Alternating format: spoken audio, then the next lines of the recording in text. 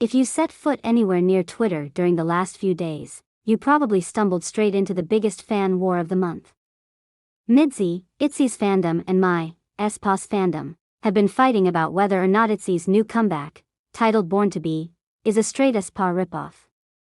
After being a witness to arguments from both sides, following the release of ITZY's teasers and concept pictures, I obviously had to run straight to YouTube after the music video was released to judge the situation myself. So let's get right into my verdict, shall we? The first teaser for ITZY's new album was posted on December 10th, announcing the comeback date for January 8, 2024. The teaser clearly showed that their newest comeback would stray from previous releases like Cake or Sneakers and go back into a darker girl crush concept. Now, fans that were complaining about ITZY's sudden change of musical direction should have been happy that ITZY would go back to their roots and put a darker twist on their previous girl crush releases. But as it always goes, Stan Twitter wasn't quite here for it because fans immediately noticed the resemblance to AESPA. Now that Lia went on a hiatus, the girls will promote as a 4-member group for an indefinite period, and well, which other group has 4 members? AESPA. And also Blackpink, to which ITZY was also compared following the teaser release. Now, the reason for the comparisons obviously wasn't just because all of those 3 groups promote with 4 members as of right now. Both Ryujin's and Yuna's haircuts and hair colors were immediately compared to Karina's and Winter's hair from their music video for their comeback title Drama. The comparison didn't end there though.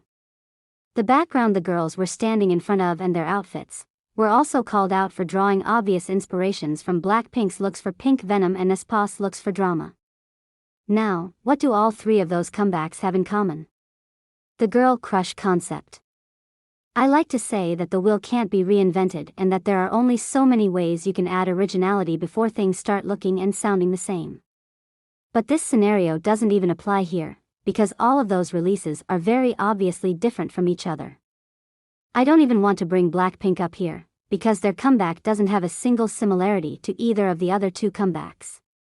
Wow, their outfits were similar in color scheme. Crazy.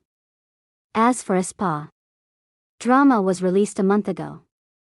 Do we seriously believe that somebody at JYP watched AESPA's music video and ran into the conference room to plan ITZY's entire comeback around the same concept within a single month? Honestly, the theory doesn't even sound that far-fetched now that I think about it, because JYP really didn't try with Born to Be's music video. I understand that the song is a pre-release, but come on now, the video was filmed in a single set with a few special effects. That could have been arranged and set up within a week. That theory actually makes so much sense, until you actually play those 2 videos side by side and notice that nothing is similar. Not one thing. Maybe because SM put some actual effort into the video making of Drama, while JYP just filmed a performance video and labeled it as a music video. Seriously, the only similarity I can notice is that the concepts of the outfits in the teaser kind of match with some clothes AESPA wore for Drama, but that bubble is easily burst when you notice that ITZY already wore those kinds of clothes for their Japanese release, Ringo. And just for the record, Ringo was released before Drama. In general, ITZY followed the girl crush concept long before AESPA even debuted and continued doing so with newer releases like Mafia in the Morning, before suddenly making a 180 and doing stuff like Sneakers and Cake.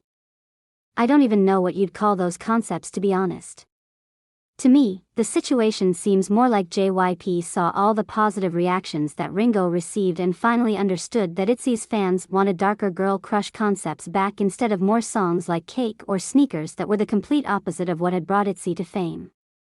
Seriously, we need to remember that ITZY was the 4th-gen girl group before they changed their sound, the 4th-gen girl group leaders, if you'd like. It's only natural that JYP would try to emulate that previously lost spark to bring ITZY back to the top. And I seriously believe that ITZY still have it in them to be called 4th-gen leaders again if JYP plays their cards right with their upcoming comeback. I can only say that I'm excited to get a taste of the ITZY that I fell in love with during eras like Loco and Mafia in the Morning.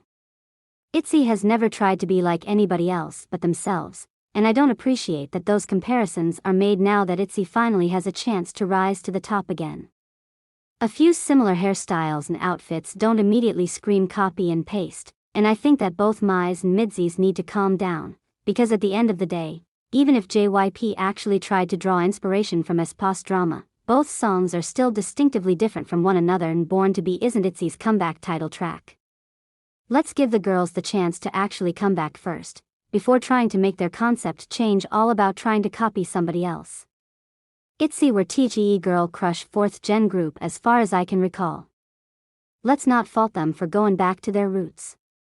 To end the video, let us look at aespa's concept pictures for drama and hope that JYP will at least try to put even half as much effort into ITZY's comeback as SM did for aespa.